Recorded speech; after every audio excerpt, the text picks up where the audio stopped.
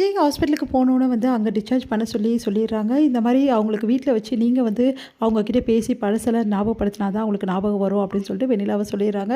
அதனால விஜய் கால் பண்ணி நம்ம காவேரி கிட்ட கேட்குறாரு. காவேரி வந்து வேறு வழி இல்லாம சரி அப்படின்னு சொல்லிட்டு சொல்லிடுறாங்க. அடுத்து வந்து இங்க காவேரி வந்து என்ன பண்ணுறதுன்னு தெரியாம தவிச்சிட்டு இருக்கும்போது வழி மேலே விழி வச்சு பார்க்கும்போது எட்டி எட்டி பார்த்துட்ருக்காங்க. அதை பார்த்து தாத்தா என்னம்மா பண்ற அப்படின்னோடனே ஒன்றும் இல்லை, அவர் வந்து கூட்டிகிட்டு வந்துடுறாரா வெண்ணிலாவை, நீ ஏம்மா ஒத்துக்கிட்ட, அவங்ககிட்ட ஸ்ட்ரிக்டாக சொல்லிட வேண்டியது தானே, ஹாஸ்பிட்டலில் வச்சு தான் பார்க்கணுன்னு நான் எப்படி தாத்தா சொல்ல முடியும், அது அவராக பண்ணணும், நானே சொன்னேன் நல்லா இருக்குமா தாத்தா அப்படின்னோடனே அவன் ஏன் தான் இப்படி பண்ணுறானோ தெரியல, எதையும் புரிஞ்சுக்காமல் பண்ணிகிட்ருக்காமா அப்படின்னு சொல்லிட்டு இருக்கும்போது அங்கே வந்து வராரு விஜயும். அதுக்கப்புறம் வெளிலாவை கூட்டிகிட்டு வராரு.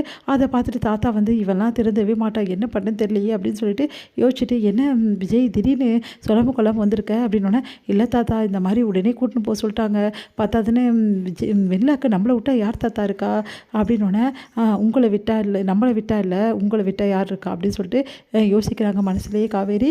இங்கே வந்து வெண்ணிலாவை கூட்டின்னு வந்துட்டு அப்படியே வந்து ரொம்ப கவனிப்பாக இருக்கார். இதை பார்த்துட்டு வந்து கடுப்பாகிறாங்க நம்ம காவேரி.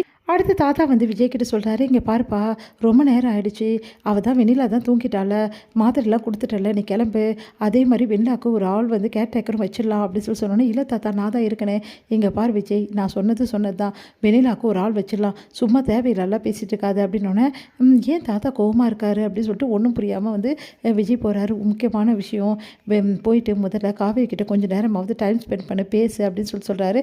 இல்லை தாத்தா காவேரி எதுவும் தப்பாக நினைக்க மாட்டேன் தாத்தா அப்படின்னு நீயே நினச்சிக்க கூடாதுப்பா அப்படின்னு சொல்லணுன்னேன் யோசனை பண்ணிகிட்டே போகிறாரு. எங்கள் காவேரி பார்த்துட்டு கேட்குறாரு, என்ன காவேரி தூங்கலையா அப்படின்னோடனே, என் தூக்கம் போய் என்ன என்ன ரொம்ப நாள் ஆச்சு அப்படின்னு சொல்லிட்டு மனசே சொல்லிக்கிறாங்க. இவ என்ன சொல்கிறா அப்படின்னு சொல்லிட்டு யோசிக்கிறார் விஜய்.